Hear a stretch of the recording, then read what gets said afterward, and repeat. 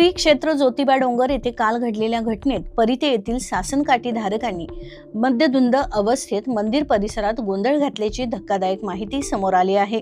या प्रकरणाच्या निषेधार्थ आज डोंगरावर कडकडीत बंद पाळण्यात आला आहे। मिळालेल्या माहितीनुसार परिते गावातील सुमारे 100 ते 200 जणांचा समूह ज्योतिबा डोंगरावर दर्शनासाठी आला होता। मात्र त्यातील अनेक जणांनी मद्यपान केले असल्याचं पुजाऱ्यांचं म्हणणं आहे। या भाविकांनी मंदिर परिसरात प्रवेश करून आरती दरम्यान गोंधळ घालत धक्काबुक्की केल्याचं सांगितले जात आहे। तसेच काहींनी वयोवृद्ध व्यक्तींची गैरवर्तन केल्याचा आणि महिलांची छेड काढण्याचा प्रयत्न केल्याचाही आरोप आहे। आरतीच्या वेळी ढोल वाजवणाऱ्या एका वृद्ध पुजाऱ्याशी गैरवर्तन करत त्याचे धोतर फेडल्याची गंभीर बाब समोर आली आहे। याशिवाय देवस्थान इन्चार्ज यांच्यावरही हात उचलण्यात आल्याचं समजलं आहे। या घटनेदरम्यान मंदिर प्रशासन आणि संबंधित भाविकांमध्ये वाद झाला होता। मात्र या वादाचा पूर्ण तपशील काही माध्यमातून समोर न आल्याने चुकीचा संदेश पसरत असल्याची भावना व्यक्त केली जात आहे। या प्रकरणी संबंधित भाविकांविरोधात पोलिसांकडून गुन्हा दाखल करण्यात आला आहे।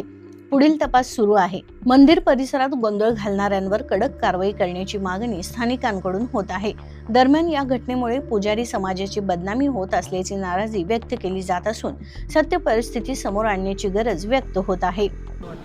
काल मंदिरामध्ये जो प्रकार झाला, सकाळी 8 वाजल्यापासून ते 1-1:30 वाजेपर्यंत परिते गावचे लोक पूर्ण नशेत धुंद होते आणि त्यांनी इथं येणाऱ्या भाविकांना वगैरे भरपूर त्रास दिला। महिला वर्गाची छेडछाड वगैरे केली आणि ह्या गोष्टीचा गुरव समाजाचा अध्यक्ष ह्या नात्याने मी पहिला निषेध करतो।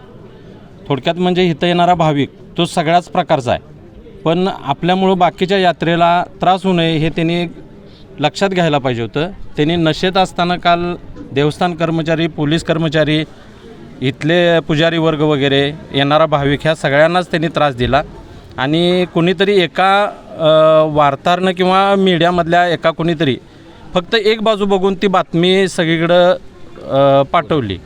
त्याच्यामुळं आमच्या समाजाची नाहक बदनामी विनाकारण झालेली आहे। त्याबद्दल मी ह्या कालच्या गोष्टीचा, ज्यांनी हे सगळं व्हायरल केलं आहे त्यांचा निषेध करतो आणि आज त्याचा निषेध म्हणून गावातील सर्व दुकानदारांनी दुकानं बंद केलेली आहेत। मंदिरं सुरळीतपणे चालू आहेत, भाविकांना कसलाही त्रास न होता दर्शन चालू आहे।